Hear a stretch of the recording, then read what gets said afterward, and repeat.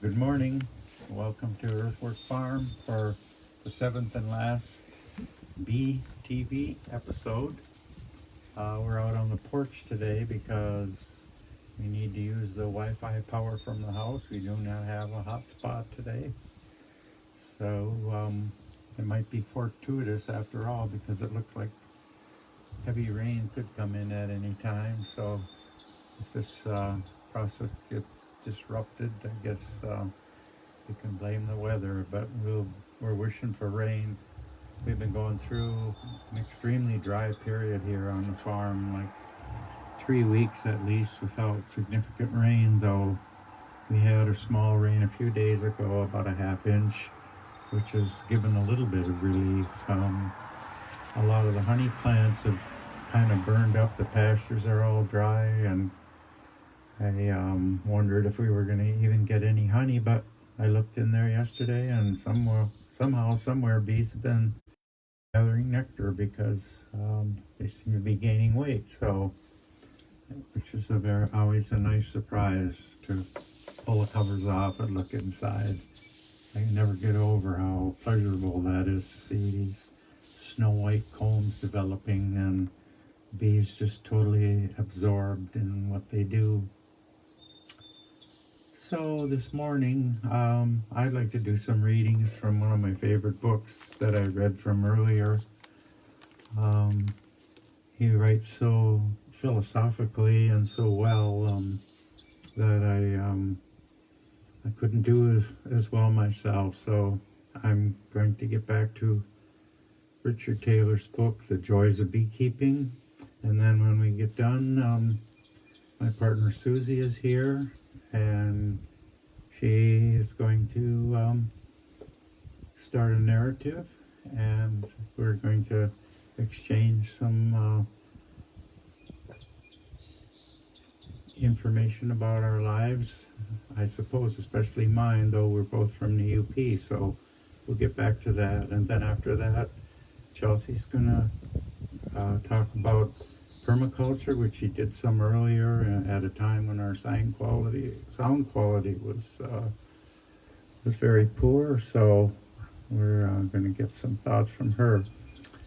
So I shall start reading some little excerpts from Joys of Beekeeping.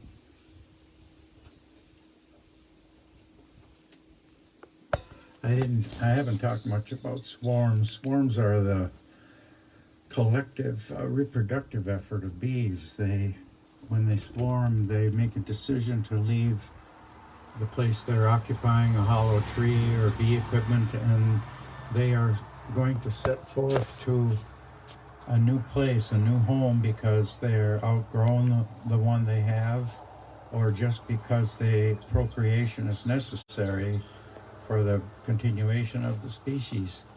But a swarm is an almost mystical experience, probably for the bees and for someone watching it, because once they leave their home, they never go back there again, and all their orientation early up to that point in life is like forgotten. And Richard Taylor writes rather eloquently about it. So he says, swarms. A beekeeper has few memories that rival those of swarms he has seen. It is a thrill unique to this craft. It seems to me I remember all I have ever dealt with, hundreds by now. My thoughts still go back to a distant boyhood, and I see myself bicycling home barefooted, a large swarm of bees enclosed in a burlap bag and held at arm's length so that none would be injured as I pedaled along. The thrill and fascination that filled me then as I watched large swarms stream into hives has never weakened. I sit still in silent wonder when now, alone in one of my yards, I hive a new swarm. It follows exactly the pattern established millions of years ago. It is at this point in the colony cycle that the psychology of the bees becomes most wondrous. It is now that the habits and orientations that have governed their every movement from the moment they first took wing are abruptly halted to be replaced by a totally new orientation, as though the former had never existed. It is as though they were determined by a destiny laid down in advance.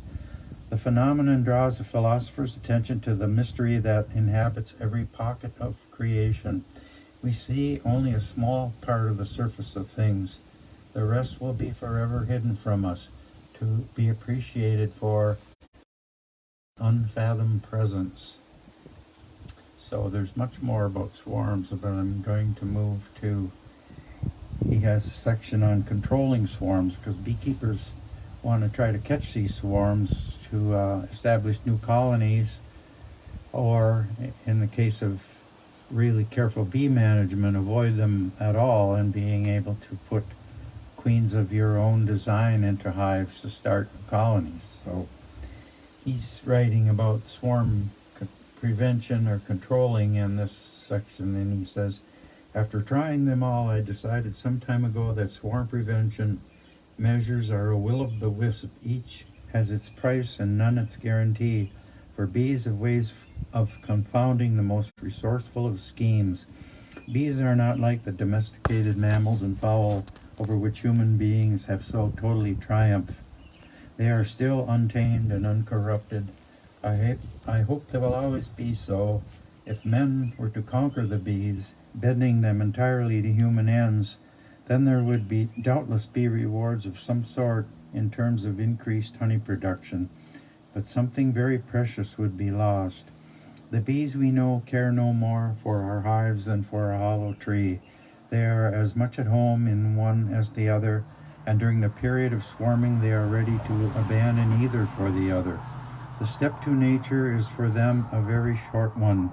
Indeed, it does not even exist. By inducing the bees to make their homes in the hives we provide, we gain control over their location and enable ourselves to reach into their homes and take what we will, but we gain little control over the bees themselves. I profoundly hope it will always be so. The claims of human beings are not the only ones that are made in the natural realm, and there's something to be said for the spirit of adaptation and acceptance instead of conquest. We have conquered so much, and in the process laid waste to so much. If now this tiny insect adamantly refuses to yield its own nature to us, then a certain balance of things will remain as it should. The beekeeper will always be there, with the hum of the oblivious bees overhead.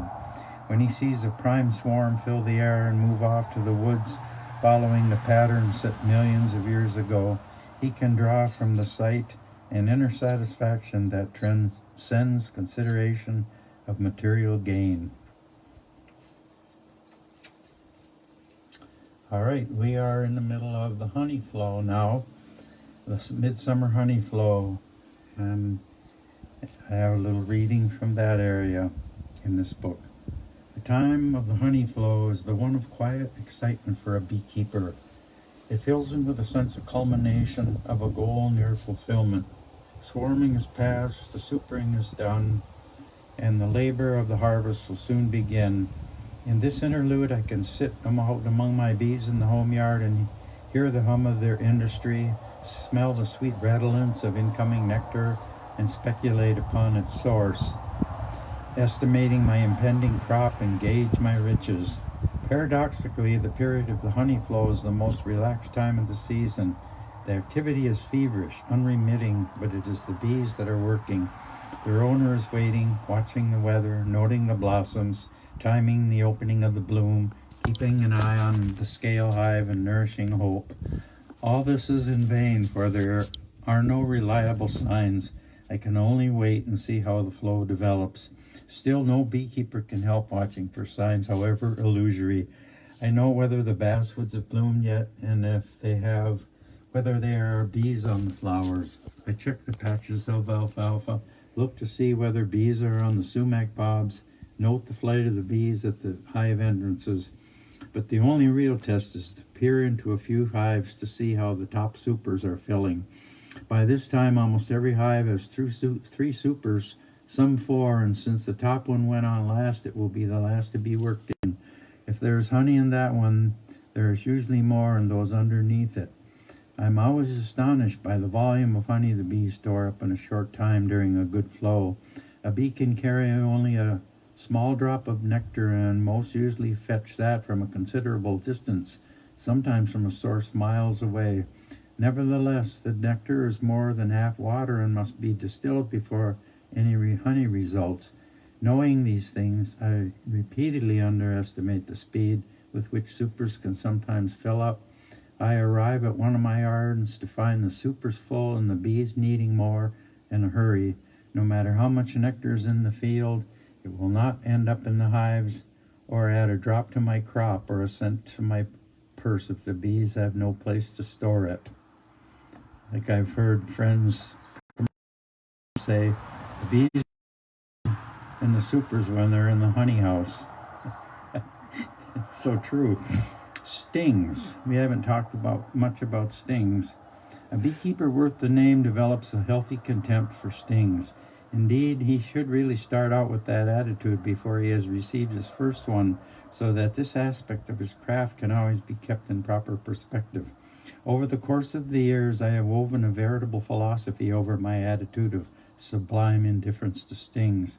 I have needed the fortification of this philosophy, for a sting does still hurt just as much, I think, as when I was a novice beekeeper, and it still brings from my lips the same sputtered oaths.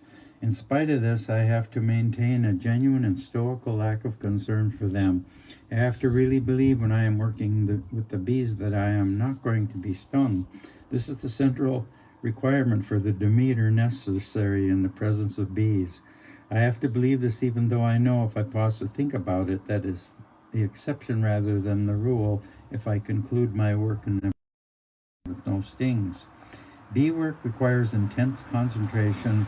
One has to keep one's mind at the task on hand without distraction. Otherwise, blunders are made, and the bees might, in fact, become antagonized, so that instead of facing the possibility of a sting or two, one is suddenly met with the threat of hundreds of them. You can avoid such a turn of events by keeping your mind on what you are doing. Success in dealing with bees demands a certain demeanor. What is called for is efficient and deliberate movement. It is not so much slow motion that is wanted, but a controlled approach. Such control is a difficult thing to describe or even to demonstrate, but nothing destroys it more quickly than anxiety and fearfulness. The moment you jump in alarm, you abandon the temperament essential to beekeeping. Most people possess that temperament by birth as part of their, some people possess that temperament by birth as a part of their nature. They somehow sense exactly what is called for, and the bees do in fact tend to keep their peace with them. Others, although they may have kept bees for years, never develop a deliberate approach, and their hours in the bee yards are hectic and disorganized. Bees are their appropriate reward. These persons should never have taken up the craft, and a few of this kind ever do. I got one more little. Oh no, I got two. I have discovered a curious fact about beekeeping. If anyone pursues the craft, then in the eyes of his fellow, he forthwith ceases to pursue any other. No one seems to be able to picture a beekeeper in any other role. Perhaps the strangeness of the image in their minds, the image of someone keeping company with bees, simply overwhelms every other possible association. I am a beekeeper, but I have in fact had other interests along the way, and even a few accomplishments. Yet these, though they may be known, are never the subject of comment when I enter a gathering. The question is always, how are the bees? There is nothing else to ask. I do not know exactly how it should be answered. If put seriously, what can one say? I do have an answer intended more to halt further inquiry than to satisfy curiosity. They're waxing, but it usually does not halt further inquiry. The questions that follow are likely to be more pointless than the first, and even when concocted in the minds of persons learned, witty, and scholarly. The next question, for instance, usually is, do you ever get bit? To which the answer is, of course, I never have yet. Sometimes it is worth adding that I receive my share of stings, but no bites. So, I got one more paragraph to read. The pursuit of beekeeping, whether as a sort of source of livelihood or as is usually more practicable, as the sideline is usually engrossing. It offers fulfillment for the golden years whose approach seems so relentless and filled with emptiness to those who have somehow become estranged from nature. Sometimes the world seems on the verge of insanity, and one wonders what limit there can be to greed, aggression, deception, and thirst for power or fame. When reflections of this sort threaten one's serenity, one can be glad for the bees, for the riches they yield to the spirit of those who love nature and feel their kinship with everything that creeps and swims and flies, that spins and builds, to all living things that arise and perish, to the whole of creation of which we are only a part, like the bees. So there you go. So we have Susan Heyer sitting here, my partner for all of the last 20 years. We both grew up. I met her in Lake City, where I live near Lake City, but we actually grew up in the same territory up in the Upper Peninsula near Marquette. I in Marquette and she in Scandia, not very far from Marquette. So we have Yooper constitutions. What do you think? Into our blood, yeah. And in fact, the Heyer Farm and the Bernard Camp are only about 5 miles apart as the crow flies. Yeah. Yeah, so it's something we share still. We can go into that territory and share a lot. And, yeah, being Yoopers. Yeah, so it's trying to qualify what it is to be a Yooper, I guess.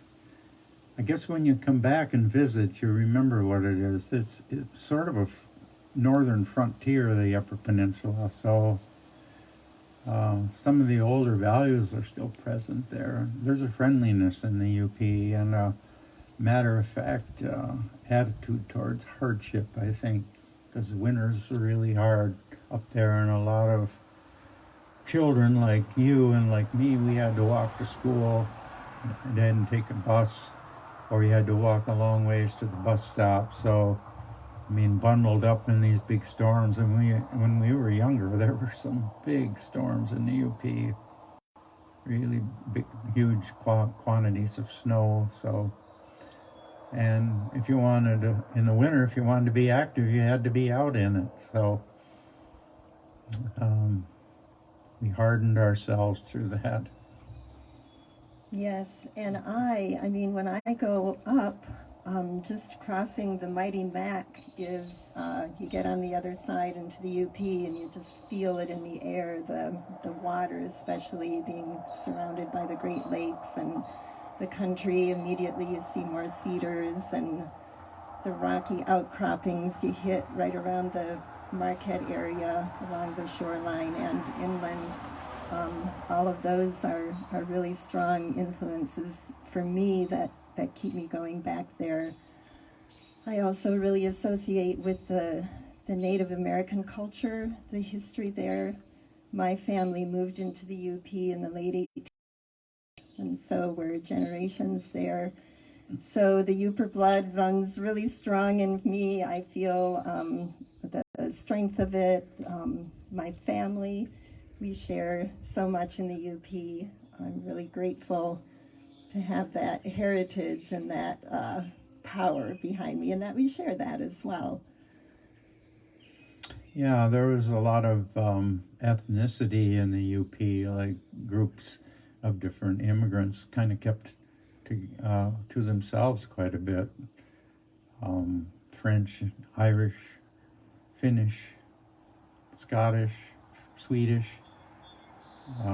So a lot of times those native languages were carried into the UP and a lot of their traditions too. So we were living up there during the time when that was still coursing through the veins of the UP. So one of the things that I want to bring up throughout our talk this morning is the many nicknames that you have, and so one that comes to mind is Toivo. Yeah. Not sure where it came from. I know you shared that with one friend in particular who's actually downstate here, but the Ado and Toivo jokes for any Yooper out there is going to be something familiar. So one of your nicknames, I don't know if you want to elaborate on that or not, maybe not. Well, only that it's kind of a affectionate quality, like kind of a casual.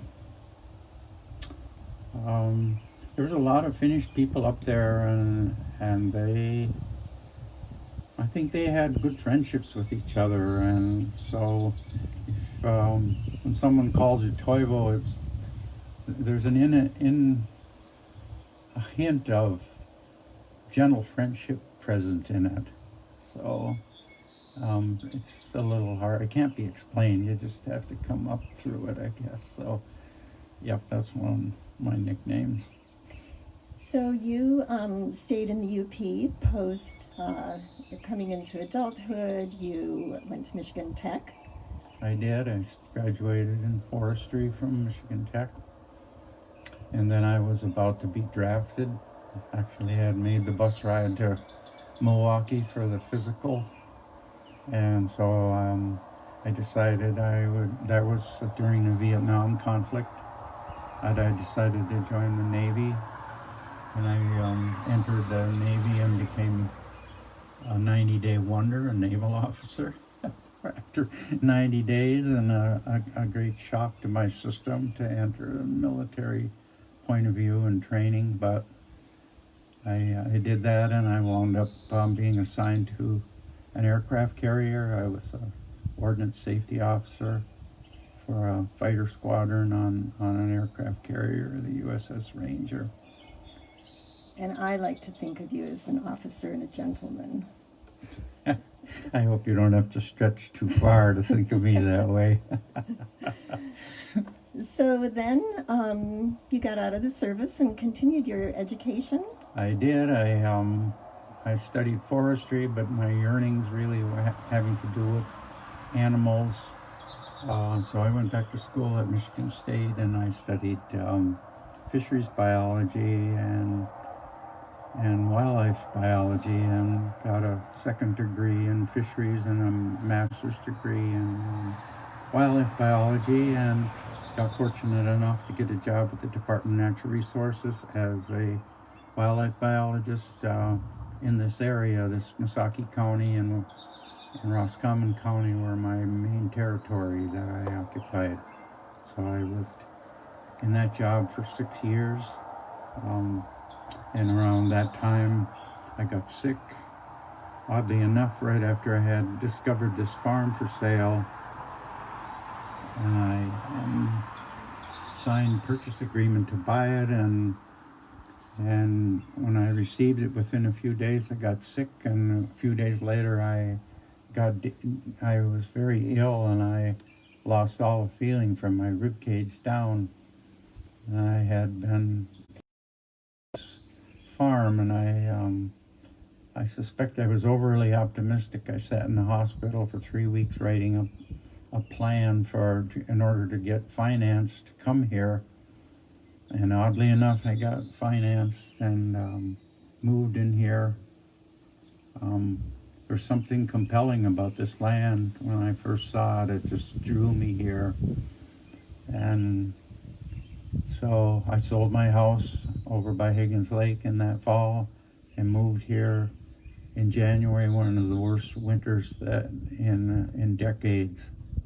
And that was 1978, correct? Yes, I remember that winter in the UP, yeah. Storm after storm, like all winter long, over the weekends. Yeah, people couldn't Stuck even at go the to farm. church for weeks. People down here couldn't get to churches, and there was one day when all my stuff was out in the outbuildings, not put away, and I sat there and I looked at it, and it's sitting in a wheelchair, and thought, oh my God, what have you done, you know? But then, you know, I guess I persisted, and here I am. So the farm, Well, it made me think when you were with the DNR, you did raptor rehabilitation. I did. I've always attempted to get in relationship with wild animals since I was a child, and I've been especially fascinated with raptors. So I had opportunities to take care of injured ones and raise young ones that have been turned into the office by people. So I got to be on a very personal level with hawks and owls, creatures that catch and kill things for a living, and one of the deep insights from it all was that they have very often, many of them have a very gentle nature, even though they kill other creatures to live. And of course, so do we. Even when we eat a lentil, that lentil has to die. So anyway, that's a whole, I won't get off on that too far, but I made a slide sequence and gave that sequence many, many times over the years, once to the Michigan Audubon Society in Lansing. So, yeah. And I've seen it a few times myself and enjoy it every time. Yeah. And some of the first photographs that I've seen, well, some of the photographs I've seen here at the farm were owls in the house and owls and hawks interacting here. Yeah. So it's very, very sweet. Yeah. Yeah, so the big lesson in all of that is there's so much more depth, so much more to see in nature than we have seen. And you have to stop and you have to get out of the rat race of life to see some of these things. And they give you pause. But the good thing that you start to feel in relationship with them, and it helps offset the loneliness that I see in other people sometimes. So you came here to the farm with a family. With a family, yeah, I have 2 daughters, and of course most people know that I have a son named Seth, but he has 2 older sisters, Jen and Wendy, and they live in Portland. They moved out to that interesting culture, and they're still there. They've been there for 35 years or 30 years, I would say. And one is a school administrator, a teacher, and an administrator, and the other is Jenny has made her living with music and booking events. For a long time they did children's music songs and performing in especially the Portland library system. So they're all, my children are all musical, so, which is nice because it's a nice thing to fall back on when things don't seem right in life. So. And you also have a grandson, Wendy and Miles. Yeah. Luke. Yeah. And he is a very musical child and is thriving in Portland culture. Many opportunities for him that he would not have here. And then we have Iris, of course. And of course, Iris. Yeah, Seth's daughter. Yeah. Yeah, and it makes me think, Miles, your son-in-law, has asked you, Miles and Bob have some wonderful U.S. snail mail correspondence going on, and with wonderful drawings that Miles provides. But he's asked Bob for some kind of mathematical or engineering challenge to present to Luke. So yeah, engineering, maybe a lead into the sawmill. Tell us about your sawmill, Bob. Sawmill Bob, yeah. Well, just a little bit about Miles and his son Luke. He had to do a lot of home lessons for him, and he wrote to me asking if I would create some mathematics problems for Luke to do, because he was running out of ideas. So I thought a lot about it, even thought about maybe trying to write a book that Miles would illustrate, because he's a really good artist. So anyway, so over one year, a long time ago, I started building a flour mill, and I started to realize that most machinery is built up of simple principles. You know, in that case, a shaft and a couple of bearings and a drive pulley and an electric motor. And I became interested in having a sawmill because when you have a sawmill, it enables you to build buildings, and I just love lumber. I mean, I've been running my sawmill for 30, something like that, and it's still just so enjoyable to watch these beautiful boards come off. It's a combination of utilitarian values, but also beauty, because every board has its own beauty. And so over the years, I've built up the sawmill out of old machinery from junkyards and wherever I could find it. So for me, it's been a creative effort, especially with recycling old things, repurposing things, which I learned at a young age from my father, who was a Depression child, that to not throw things away that had some other purpose. And so I tend to like to see the underlying function of something, another purpose that something could be put to. It's very satisfying. Yeah. So my sawmill is a very satisfying creation, very capable of being very productive, and I have learned my character for all the things that I have done. I've been character building. Character building sometimes. Yeah. And I might add that often your helpers in the mill are women.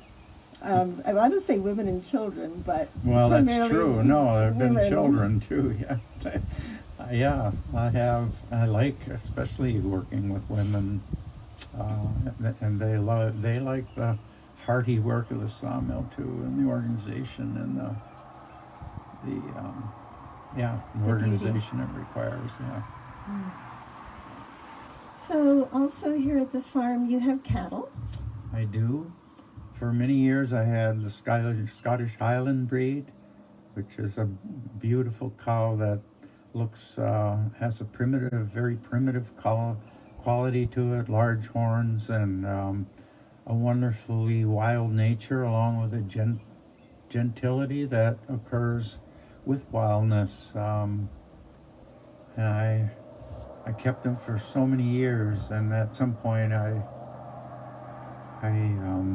decided I needed to have a different breed with which there was more easy to have commerce, and one's a little less wild in nature, though I love their wildness, because loading them out, put them on a trailer for whatever the reason was so often life-threatening. I've had a lot of near-death experiences with cattle, so, but anyway, I have a very satisfying breed that has ancient origins also now, the Red Angus and Black Angus, and they're very satisfying to have. And the commerce is a lot easier with them. One of the nicest things we do on occasion is to hop in the mule and take a farm tour, and the cattle in the pastures sometimes, they're always lovely to see, but especially now with the calves out there and a few new cows out there. Yeah, and they're in relationship with the grass, and the grass is affected by the grazing pressure and the presence of leguminous plants out there. I mean, it's just there's just so much to see, and the more you see it, the more you see. So pasture's all brown now. We got a half-inch of rain about 3 days ago, and already some of these little clovers are putting up new leaves because it had been all burned brown. So there's just amazing responses to nature, to changes in things, and yeah, the farm is 181 acres, long and narrow, Yeah. and hills that I'm experiencing over and over in different ways, and and 3 woodlots and pastures, and last in my first year of retirement, our maple syrup season was very successful, tapping the trees in the first woodlot for the first time since I've been coming around. And they were so giving, so beautiful in there. And yeah, we ended up producing 185 gallons of maple syrup. So, 10,000 gallons of sap we hauled around. It was effortless. We should mention we got 2 beautiful gardens going on the farm. Chelsea has one and Susan has one on a hugelkultur mound, and these ladies have been right on taking care of watering, and plants are nodding their agreement that they're getting good care. It's been so much fun. We decided early on they'd both be experiments. They're very different. And yeah, the hugelkultur mound, they were formed a number of years ago. Yes. And we've tried a few different things out there, but this is the first year of serious gardening out there. And yeah, it's really beautiful right now. We'll see what it produces. Chelsea's is just lovely. So that's been a lot of fun. Yeah, this property is made for that, for growing things. And oh, it's also made for a music festival. We haven't even mentioned that. I guess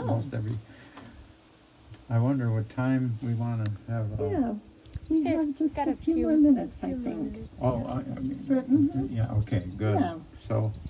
Yeah. So most people know a little bit about the harvest gathering, but it started about 20 years ago, and it started out behind the barn on a hay wagon or a trailer, and with maybe 50 or 100 people, and it has grown largely by word of mouth, and it emphasizes Michigan musicians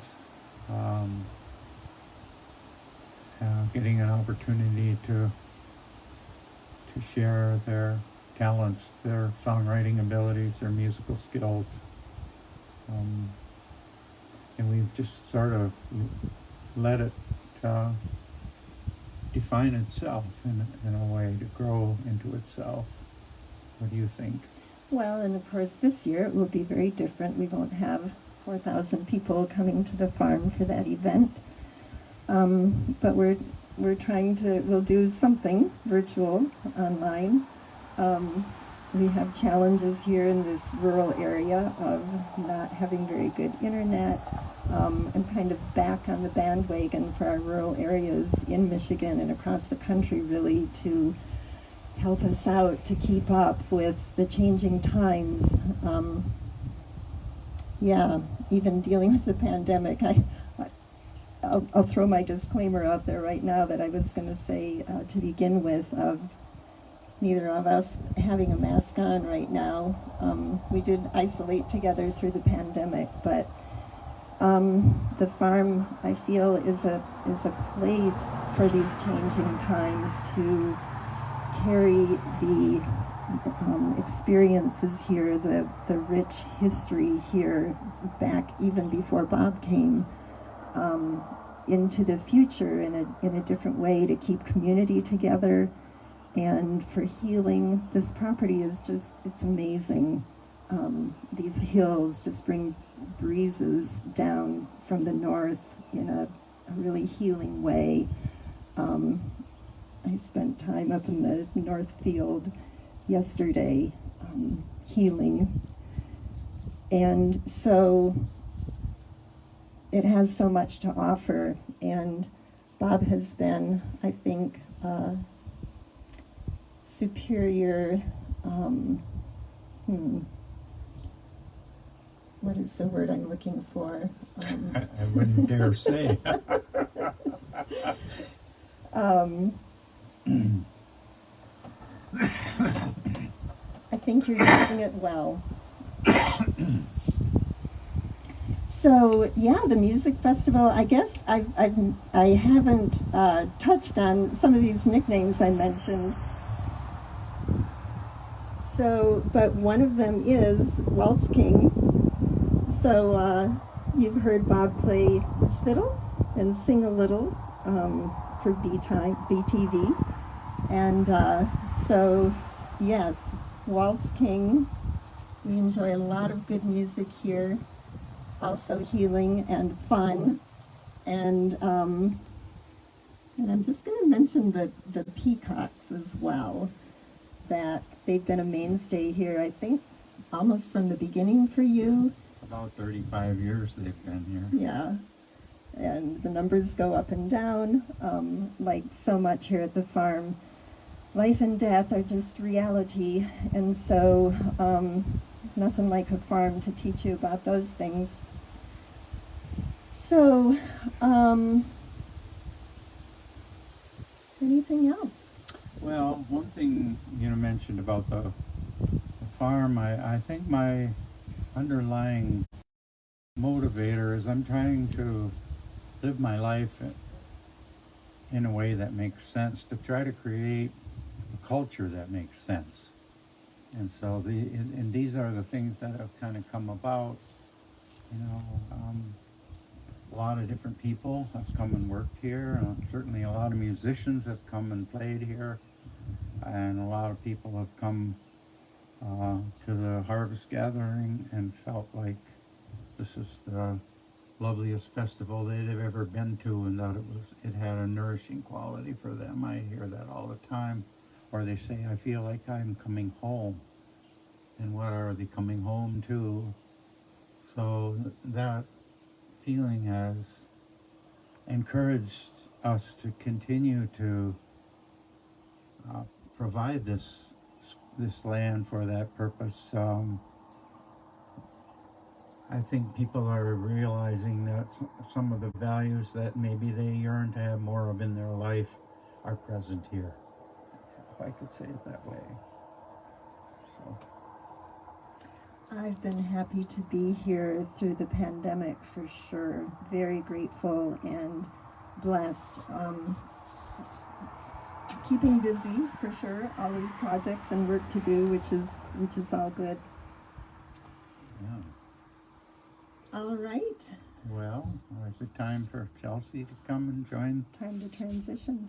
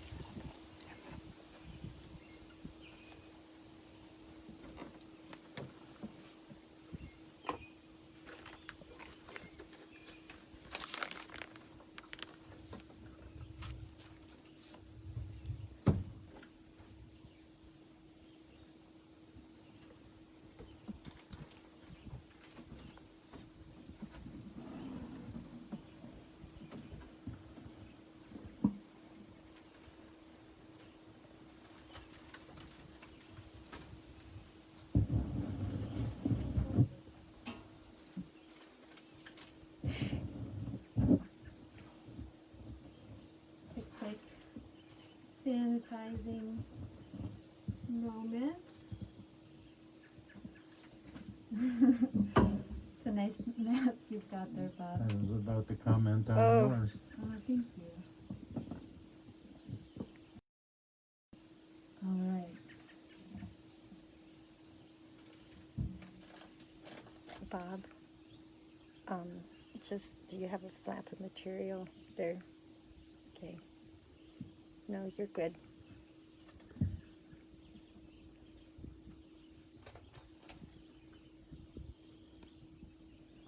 All right, looking good. I don't know if you guys can tell at home, but Bob's mask has some old school beehives on it and some black-eyed Susans, it looks like. Straw skips. This was made for me by Susan's sister, Genevieve. Oh, nice. Hi, Genevieve, in case you're watching. Hi to all the awesome mask makers out there that have been providing a little bit more safety and security for our communities. It's great to be back on the show.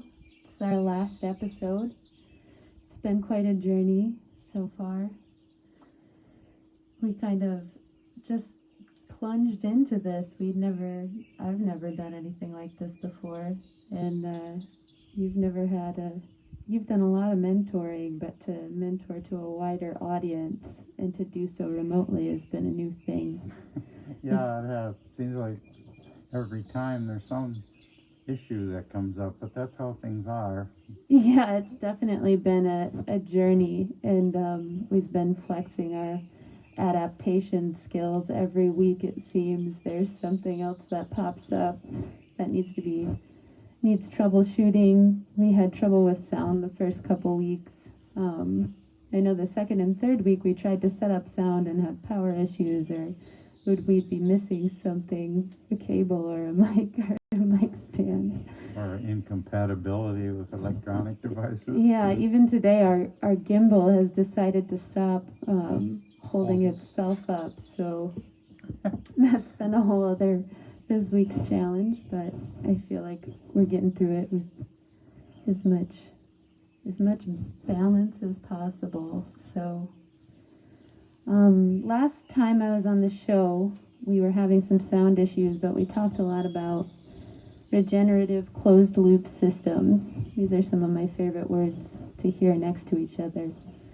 And that's kind of the basis behind regenerative agriculture and permaculture, is looking at whole systems design and following energy from soil to seed to, animal and human.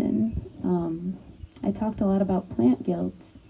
When I first moved to the farm in 2017, I planted a little medicine guild underneath the apple tree by the little house out in front of the cedar stage. And in plant guilds, there are so many different plants usually planted around a fruit tree or a nut tree. And all of the plants do multiple things. They offer something to the soil to help build soil, to feed future plants and feed the apple tree. They offer something to the humans, whether it be like medicine or fruit. And then they often offer something to the pollinators, the bees and the butterflies. And then each of them also has a plant that backs them up in case they fail to do one of those things. There should be 1 to 3 other plants in the guild that also do that thing. So, Just for a moment, that term guild, not everyone might be familiar with it, but it sounds like it means like an association. it's kind of like an association or a group, a community. A group of living beings working together to support each other. And really reflects to me, some of the ways that we interact with the farm here. I think about, just there's so many different workers on the farm. I mean, we have us, the human aspect, and each of us does different things to support the systems here. You're taking care of the bees and running the sawmill and taking care of the cattle. And Susie and I are often taking care of folks that come here and helping people be here, taking care of gardens, taking care of equipment. We all kind of carry like a whole idea of what's the farm is needing and what needs to be supported at this time. What projects are we working on? Who's coming in, and what are their gifts that they're wanting to bring to the table? Or so many people come here to co-create. And so looking at this farm as a whole system, like a human body, and identifying all of the different parts. All of us are different organs, including the bees, including the gardens and the orchard plants, and even the sawmill that help continue to create abundance and feed energy here, you know. I think about, for instance, like with the cattle and some of the crops that you sow in the cattle fields, like planting red clover, for instance. I remember learning that red clover actually contains medicine that supports the cattle health. It also contains nutrients that support the health of the soil. The cattle eat the red clover and stay healthy. Meanwhile, the bees are pollinating the red clover and using that to support their honey production. The cattle eat it, they stay healthy. You know, the cattle poop and create amazing organic fertilizer that then we haul up to the gardens. We hauled an awful lot of it up there this year. And that fertilizes the soils in our gardens and therefore, you know, then feeds the vegetables that we're growing to feed ourselves. So then we can do the labor that also supports the cattle to plant the seeds, the clover, and tend to the bees. And so all of this energy is staying right within this farm loop and feeding itself and feeding us, so we can all co-create and thrive and continue to grow together. And there is a profound satisfaction in the outworking of all of this. You know, it's like we're born to find our place in this cycle of life, that to harmonize, to be wise and to harmonize ourselves with these obvious and less obvious forces around us. Yeah, I had this really beautiful moment earlier this spring when I first got here, and Susie and I had just picked the place where we were going to cultivate the garden this year up on the hill. And it had one of the first warm days, and Susie, you made a really delicious roast from cattle that you guys raised here and brought it up to me in a very sanitary way and dropped it off outside, I remember, and left, and I went out and picked it up. And I was standing in the field, and it was around sunset time, and I was eating this amazing roast, and I was watching some of the first ephemerals coming up from the ground.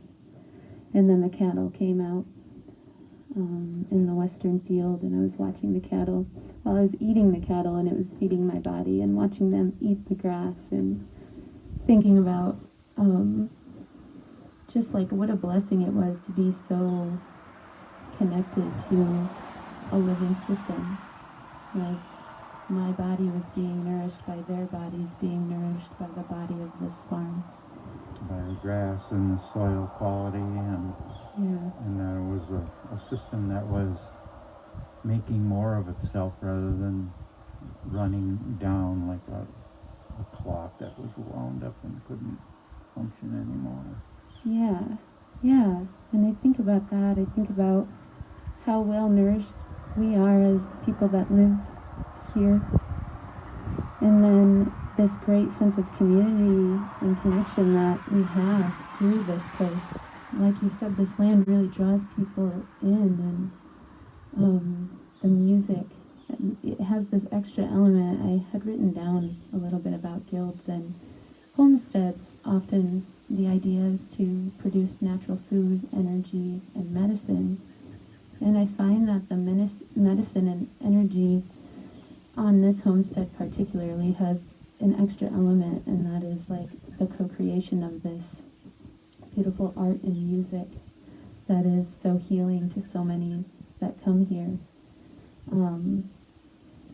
and is part, I think, of the draw to this place. And you know, they say that like plants grow healthier and more nutritious when you sing to them. And I just think about the maple trees on this land and all of the plants here, and how nourished they are by the music medicine that is constantly being woven through the ethers. it's like a palpable presence, healing presence that you feel when you come. I think we're right at 10:55. So Ooh, that went really fast. that went really fast. So maybe we'll wrap this up. Well, you can keep going if you have some more to say. I really think that's it. And as far as like the idea I wanted to share is just feeling these closed loop systems and incorporating the extra element of it beyond the physical healing, the spiritual healing that comes through the co-creation of art.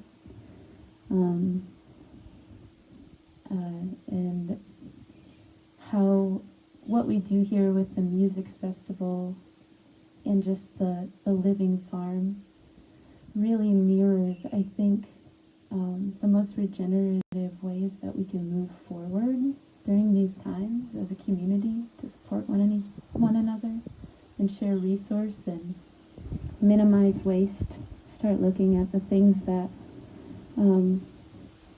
that we might be throwing away or that might be missing the compost pile and redirecting them so they can actually feed a closed loop energy system that will continue to nourish us, continue to nourish our community and support that outward growth and support. How can we back each other up? You know, what are our common gifts and who else has them? How can we back them up? And who doesn't have them that has something that we need, and how can we create a supportive and equal exchange?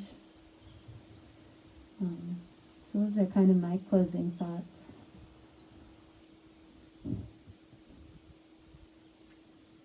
Yeah, the other thing is when you attempt to grow things or raise cattle or keep bees or that, there's a lot of humility develops as a result of your efforts, and I think over time you learn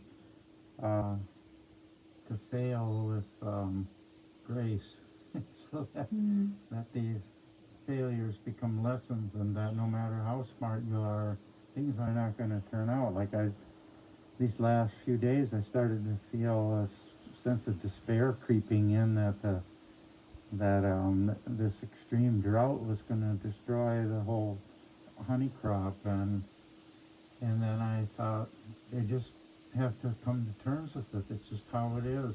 If it does, it does. And then the next day we got a half inch of rain, and I popped some inner covers yesterday and saw the bees had a lot more honey. I watch them every day, and based on their flights, I didn't think they were storing much honey, but apparently they're storing more than I thought based on my small investigation. But so it's you realize you're not in charge. You're just kind of adapting, and that to come to terms with the continual procession of things that happen, good and bad, helps develop your character in a way that makes your life more worthwhile, I think.